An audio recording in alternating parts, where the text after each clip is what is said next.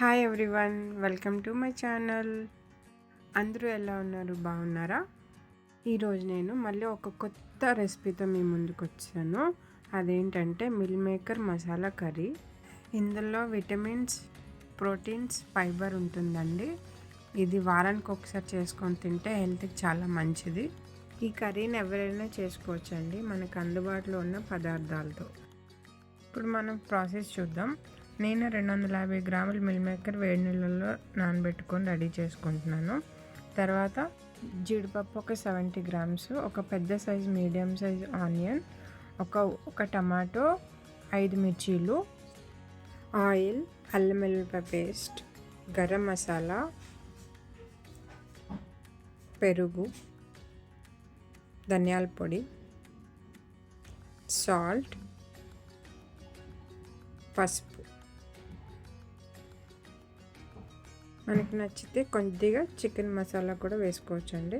ఇప్పుడు మనం రెడీ చేసుకుంటున్నాం. స్టవ్ ఆన్ చేసుకొని ఒక బాండిల్ పెట్టుకొని 3 టేబుల్ స్పూన్ ఆయిల్ వేసుకుంటున్నాను నేను.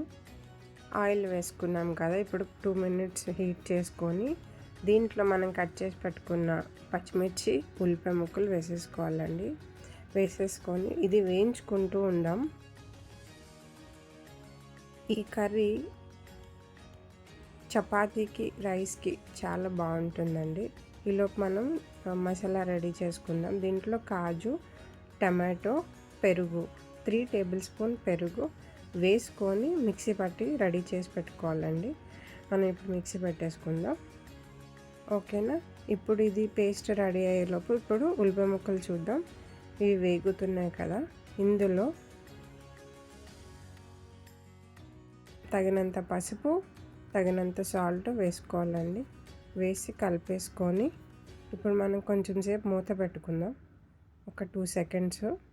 ఓకే, చూద్దాం. ఇప్పుడు మూత పెట్టుకున్న తర్వాత ఇందులో ఇప్పుడు మనం ఏం చేద్దామంటే ఇప్పుడు 1 టేబుల్ స్పూన్ అల్లం వెల్లుల్లిపాయ పేస్ట్ వేసుకోవాలి. ఇది కొంచెం పచ్చివాసన పోయేంత వరకు వేయించుకోవాలి. వేయించుకున్నాం కదా, ఇప్పుడు ఇందులో మనం కడిగి పెట్టుకున్న మిల్ మేకర్ వేసుకుందాం. వేసేసుకొని ఇప్పుడు కొంచెం సేపు కలుపుకొని మూత పెట్టుకుందామండి.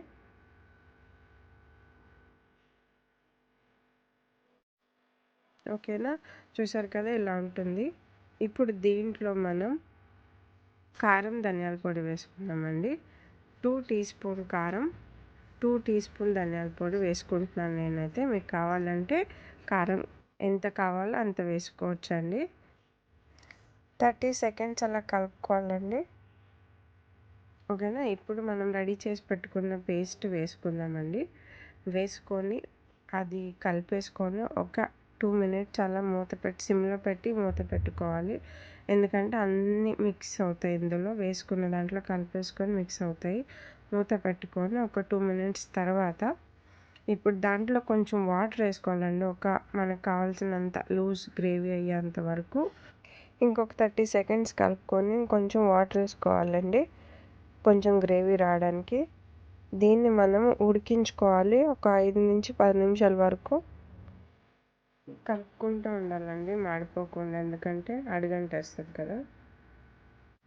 ఇలా కలుపుకున్నప్పుడు నేను కొంచెం లాస్ట్ మినిట్లో టీ స్పూన్ అంత గరం మసాలా వేసుకుంటున్నానండి. ఎక్కువ వేసుకోకూడదు, ఘాటు వస్తుంది. ఇప్పుడు కర్రీ ఎండింగ్కి వచ్చేసింది చూడండి. బాగా ఉడికింది కదా, ఆయిల్ ఇలా బయటకు వస్తుంది. ఇది రెడీ అయిపోయింది. ఇప్పుడు మనం బౌల్లో సర్వ్ చేసుకుందాం. ఇది చాలా బాగుంటుందండి. కూరగాయలు అవన్నీ తినడం కంటే ఇది ఒకరోజు చేసుకుంటే చాలా బాగుంటుంది, కొత్త డిష్లా ఉంటుంది.